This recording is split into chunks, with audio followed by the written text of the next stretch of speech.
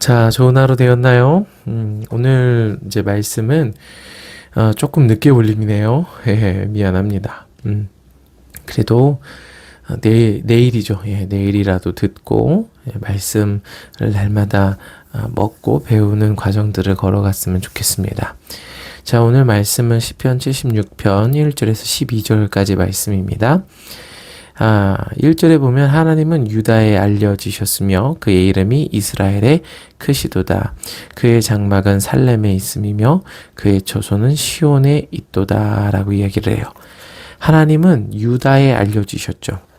유다의 그 하나님의 구원함과 이름이 알려졌고 또 그 이름이 이스라엘의 크시도다 라고 이야기를 해요. 하나님의 이름이 뭐죠? 이제 어제도 이야기를 했던데 하나님의 본질이에요. 하나님의 본질. 하나님의 이름은 하나님의 어떠하심. 그리고 그 하나님의 이름으로 어제는 하나님이 심판하셨죠. 하나님이 심판하시고 높일 자를 높이시고 낮출 자를 낮추셨죠. 그게 하나님의 심판이었어요. 그래서 하나님은 그 심판, 하나님의 구원을 오늘 또 유다, 이 남유다, 북이스라엘로 나눠줬죠. 요 정도는 다 알고 있을 거라고 생각을 하고요. 그래서 그 남유다에도 알려지셨고 그 이름이 이 이스라엘의 크시다라고 이야기를 해요. 그러니까 이 하나님의 이름은 구원의 이름입니다. 자, 그래서 오늘 또 이제 이 구원에 대해서 말씀을 하고 계시는 거예요. 2절에 보면 그의 장막은 살렘에 있음이며 그의 처소는 시온에 있도다 라고 말씀을 하세요. 자, 여기서 살렘은 뭡니까? 살렘?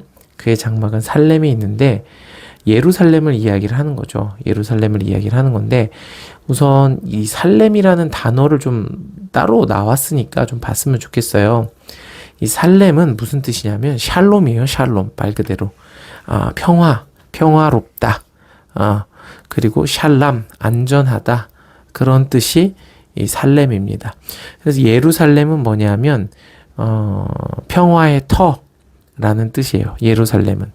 근데 이 예루살렘이라는 말이 이 야라라는 말, 이 단어와 살렘이라는 단어가 합쳐져서 야라 더하기 살렘. 그래서 야라살렘, 예루살렘이 된 거예요.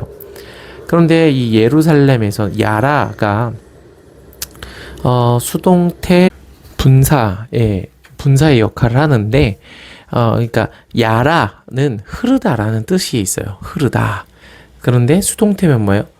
흘러가는, 흘려진 이런 뜻이죠. 그게 꾸며주는 거예요. 샬롬을. 그러니까 야라 더하기 샬롬은 흘러가는 평화. 평화가 흐르다. 이런 뜻이에요. 그게 예루살렘이라는 뜻이에요. 그러니까 예루살렘에서 평화가 흘러가는 거예요. 그런데 이 개념이 이사야인가요? 에스겔이죠. 에스겔에 이 하나님의 성전에서 그 문지방에서부터 샘이 터져 나와가지고 그게 이제 성전산과 그 감람산 사이에 기드론 골짜기를 따라서 광야로 흘러간다. 이런 예언이 있어요. 그래서 실제로 그 예루살렘에 비가 내리면요. 기드론 골짜기로 흘러요. 기드론 골짜기로 흘러서 거기가 이제 분문을 따라서 쭉 내려와요. 그럼 내려오면 어디로 흘러가냐면 그 물이 광야로 흘러가요. 그래서 그 물이 흘러가지고 사해를 다시 생명이 살 수 있는 바다로 만든다라는 그런 예언들이 있죠. 그게 예수님을 통해서 완성되는 예언이기도 해요. 그래서 예수님이 그 예언에 대해서 이제 명절 끝난 큰 날에 말씀하셨죠. 누구든지 목마르거든 내게로 와서 마시라. 네 배에서 생수의 강이 흘러나리라. 저번에 얘기했던 플레로마의 개념이에요. 그게 넘치는 거고 그게 번성이에요. 하나님의 뜻이에요. 그런데 이 예루살렘은 뭐냐면 그 샬롬이 흘러가는 거예요. 샬롬이 넘치는 거예요. 그게 예루살렘이에요. 샬롬은 무슨 뜻인 줄 알죠? 평화예요, 평화. 샬롬, 평화예요, 평화. 자, 그래서 그의 장막이 살렘에 있으며 그 샬롬에 있다는 거예요. 그의 처소는 시온에 있다. 시온은 뭐냐면 성전산을 이야기해요. 그게 시온산이에요. 시온산. 다윗성이 있고 성전이 있는 시온산. 시온산에서 하나님의 말씀과 하나님의 구원이 나오죠. 그래서 이 시온에 대해서 잠깐만요.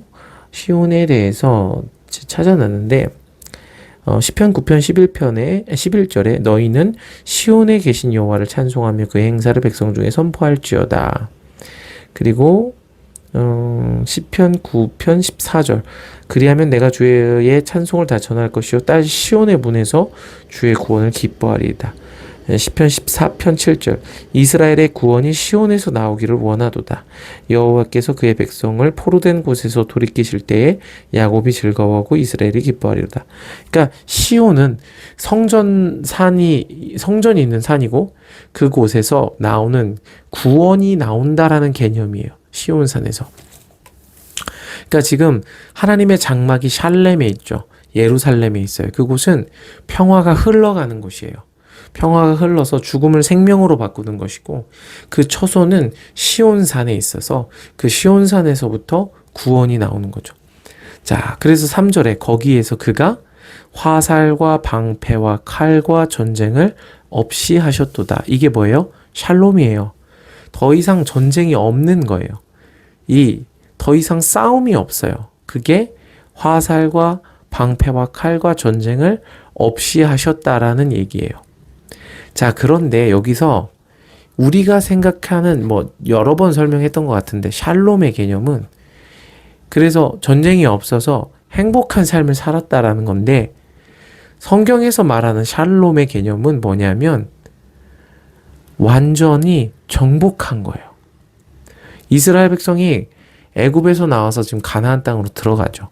그런데 가나안 땅에 들어가기 위해선 뭘 해야 되냐면 정복 전쟁을 해야 돼요. 여리고를 점령해야 돼요. 아이를 점령하고 베델을 점령하고 다 점령해야 돼요. 예루살렘을 점령하고 헤브론을 점령하고 다 싸움을 싸워서 점령해야 돼요. 그런데 그렇게 다 싸움을 싸우고 이방 족속과 그 가나안의 7 족속을 다 몰아내야지, 모든 싸움을 다 끝내야지 화살과 방패와 칼과 전쟁이 없어지는 거예요. 그때야 이스라엘 백성이 그 모든 전쟁을 통해서 하나님 앞에 하람 다 바쳐야 돼요. 그 가나안 땅을, 가나안 7 족속을 진멸하는 거예요.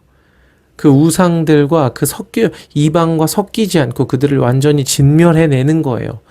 그래야 이 이스라엘 땅에 화살과 방패와 칼과 전쟁이 없어지는 거예요. 그제야.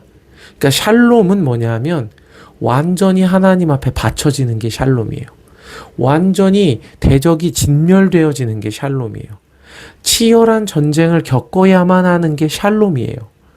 그러니까 우리가 알고 있는 샬롬의 개념과는 조금 다른 거죠. 4절에서부터 샬롬이 뭔지가 나와요. 주는 약탈한 산에서 영화로우시며 존귀하시도다. 그러니까 여기서 약탈하다, 하나님이 약탈자인가요? 이 약탈하다라는 말의 원어를 좀 살펴봅시다. 약탈하다라는 말의 원어를 좀 살펴보면 뭐냐면, 찾아놨는데 미안합니다. 여기서 그의 차소는 주는 약탈한 산에서, 그렇죠?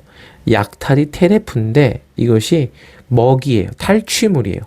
그래서 그 탈취된 산에서라는 뜻인데 이게 아까 이야기한 하나님 앞에 온전히 바쳐졌다라는 거죠. 그러니까 가나안의 7 족속에게서 그 모든 땅과 지경을 다 빼앗은 거예요. 그게 샬롬이에요. 그런데 저번에도 얘기했지만 이걸 도덕적으로 보고 우리가 가진 사회적 기준으로 보면 이스라엘은 침략자일 뿐이에요. 그런데 그게 아니죠.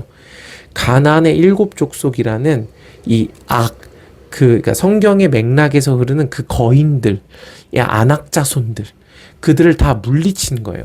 근데 그 안악자손들이 뭐냐 하면, 이거 성경 하나하나 좀 찾으면 좋은데, 하나님, 그러니까 창세기에 나오는 거인들의 후손이고, 그들이 하나님의 아들들, 그런데 사람의 딸들과 막 이제 결혼한, 그래서 영이 떠난 육신이 된 그들의 후손이 이 아낙 자손이에요. 거인들이에요. 그들이 가나안 땅에 살고 있던 거예요.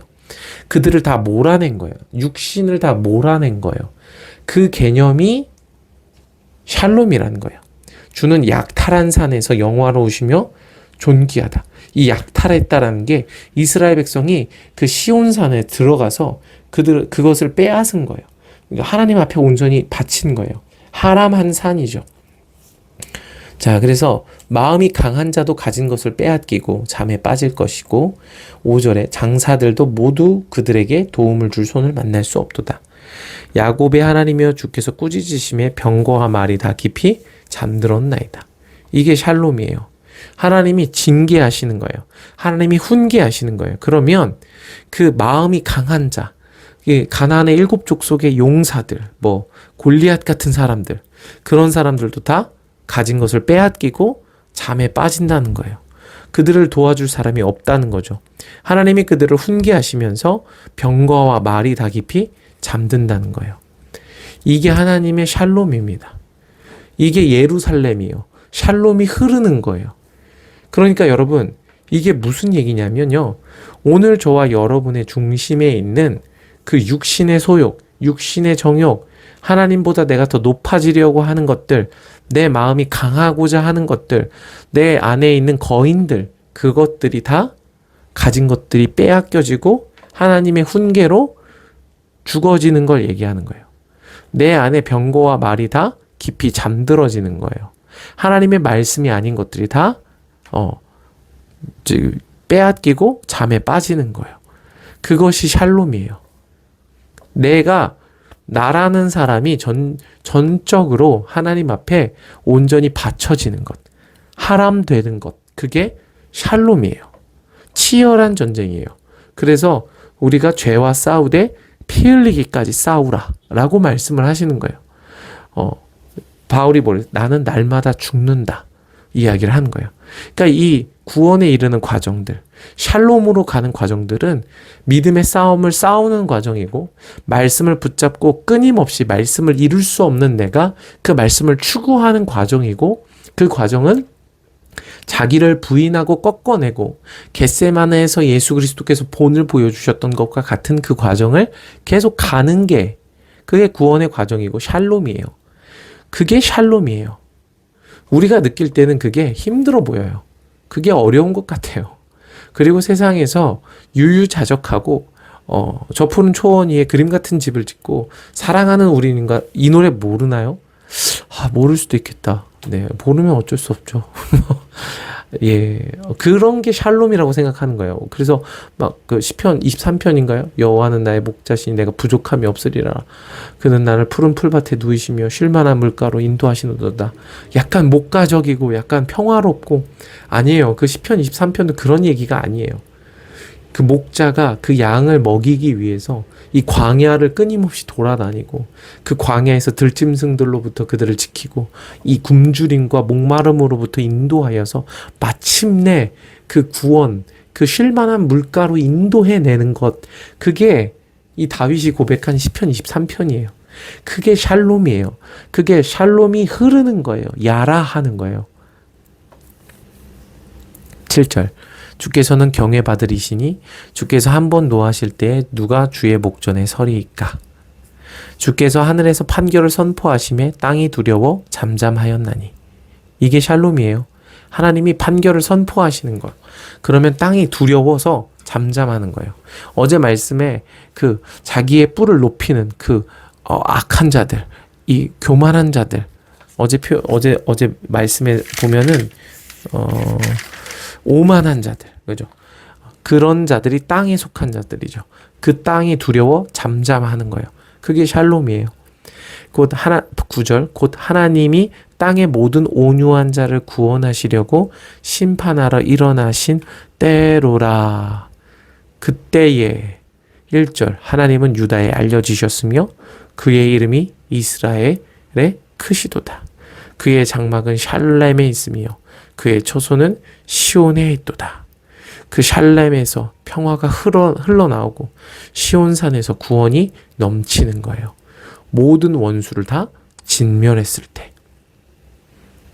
자, 셀라. 아멘. 10절 진실로 사람의 노여움은 주를 찬송하게 될 것이요 그 남은 노여움은 주께서 금하시리이다. 이 사람의 노여움, 주를 찬송하게 되는 것이죠. 모든 원수를 물리치게 되었기 때문에. 그래서 이거 좀 뒤에 얘기합시다. 너희는 여호와 너희 하나님께 서운하고 갚으라. 사방에 있는 모든 사람도 마땅히 경외해야 할 이에게 예물을 드릴지어다. 이 서원하고 갚으라고 서원에 대해서 이야기를 했었죠. 이건 반드시 하나님과 이 서로 계약, 서로 지켜야만 하는 계약이 서원이에요. 그래서 하나님 제가 이러이러하게 할 테니 하나님 이러이러하게 해주세요. 이게 서원이죠. 그 언약을 반드시 갚으라는 거예요. 12절 그가 고관들의 길을 꺾으시리니 그는 세상의 왕들에게 두려움이시로다. 이게 샬롬입니다. 모든 그 세상의 것들, 세상에 자기가 왕이 되고자 하는 것들을 다 꺾어내는 거예요. 자, 그런데 여기 보면요. 이 시편 76편은요. 72역 표제에 이렇게 써 있대요. 아수르인들에 대하여라는 말이 붙여 있대요. 그러니까 이 72역에서는 이 시편 76편을 이 아수르의 공격을 받고 있던 그 남유다 때에 그 배경, 그 역사적 배경 속에서 한 어떤 고백들이다라고 이야기를 한 거예요. 그래서 그때는 언제냐면 그 남유다의 히스기야 왕 때예요. 그때 아수르 군대 공격을 받아서 예루살렘이 이 위기에 처해 있을 때죠. 그래서 열왕기하 18장 19장에 보면 이제 뭐 아수르 사네립이 올라와서 이 유다에 이미 그 북이스라엘은 다 점령을 했어요. 북이스라엘은 이미 다 점령을 해서 북이스라엘 사람들을 다른 곳으로 막 옮겨 두었어요. 혼혈 이주 정책을 쓴 거죠. 그리고 유다의 견고한 성읍들을 쳐서 이제 남유다까지 점령하려고 내려와요. 그런데 하나님이 그걸 막으시죠. 그래서 랍사게가 오죠. 그래서 막 저주하는 말과 이 막 속이는 말과 이 하나님을 업신여기는 말들을 막 하고 히스기야가 막 기도하고 그래서 하나님이 결국에 이 이스라엘 백성을 구원하여 주시는 일들이 일어나요. 근데 이게 뭐예요? 위기죠. 이 아수르가 막 쳐들어오고 적군이 쳐들어왔을 때. 근데 그때 하나님께 부르짖고 하나님의 구원하심이 있는 거죠. 그러자 이제 아수르의 군대가 하루아침에 다 진멸당하게 돼요. 열왕기하 19장 35절에 보면 이렇게 말씀하세요.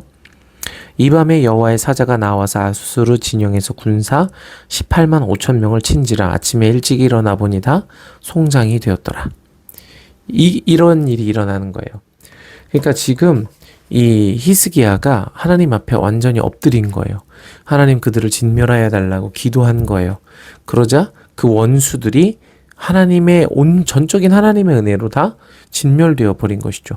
그리고 사네립이 죽게 돼요. 하나님의 구원이죠. 그 구원이 이루어진 거죠. 그러니까 이게 샬롬이 넘치는 거예요. 샬롬은 나쁜 일이 안 일어나는 것, 원수가 없는 것이 아니라 그 원수를 진멸하는 게 샬롬이에요. 아멘. 그러니까 여러분 본질적으로는 오늘 저와 여러분의 중심에 있는 원수들을 다 진멸해야 된다는 거예요.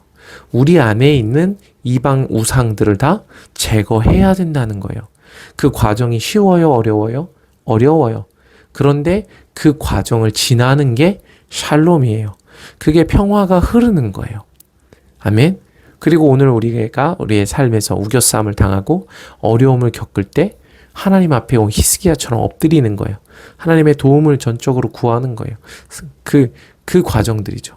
그럴 때 원수가 다 무너지게 되는 거죠. 실제로 이 일을 누가 이루셨냐면 예수 그리스도가 이루신 거예요.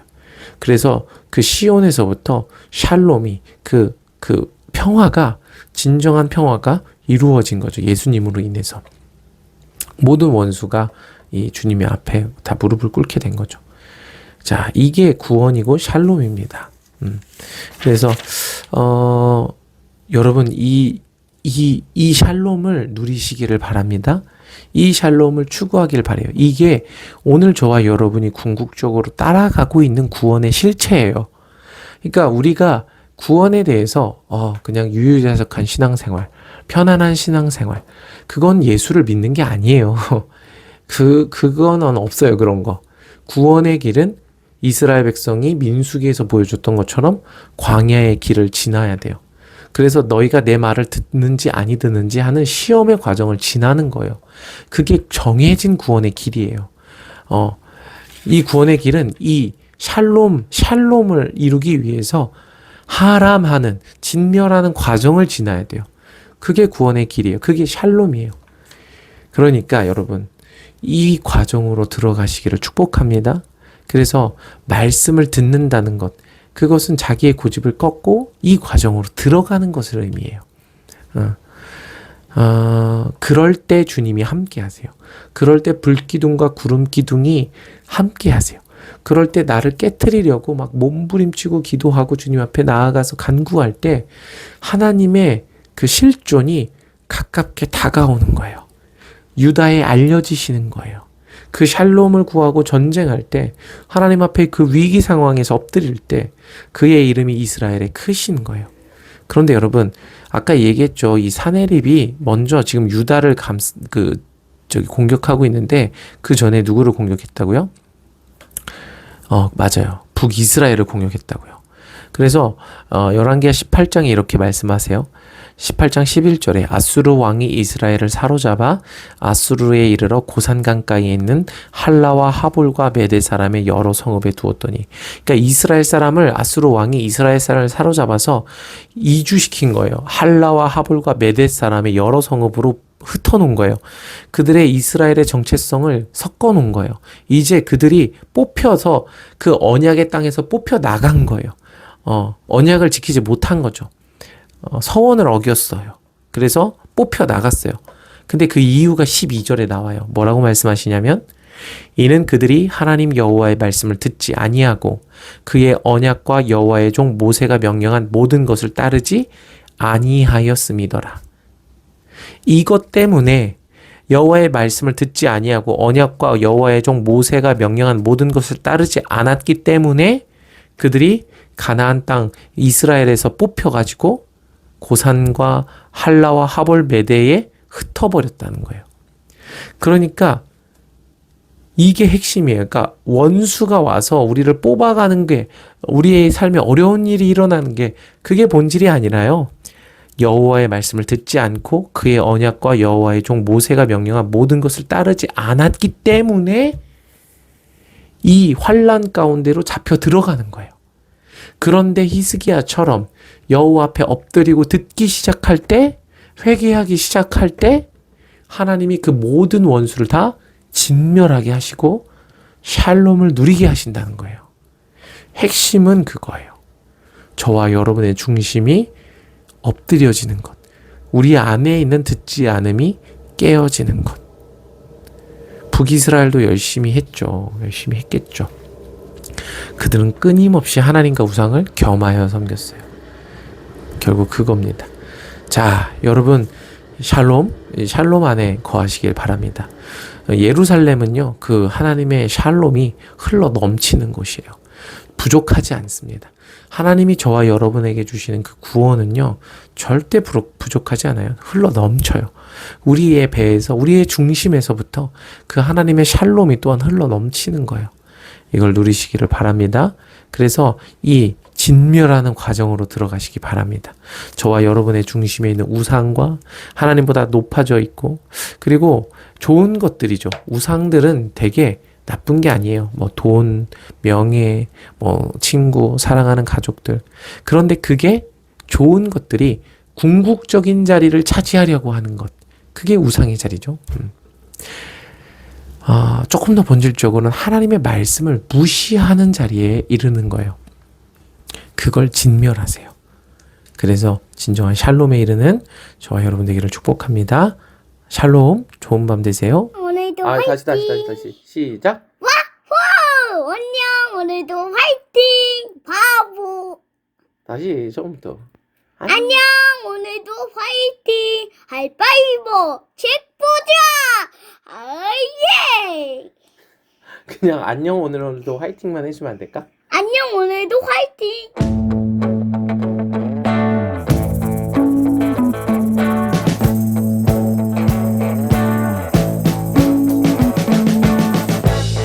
We've been living in sin so long, all the feels are gone. Fella stopped me on the street last night, said everything's alright.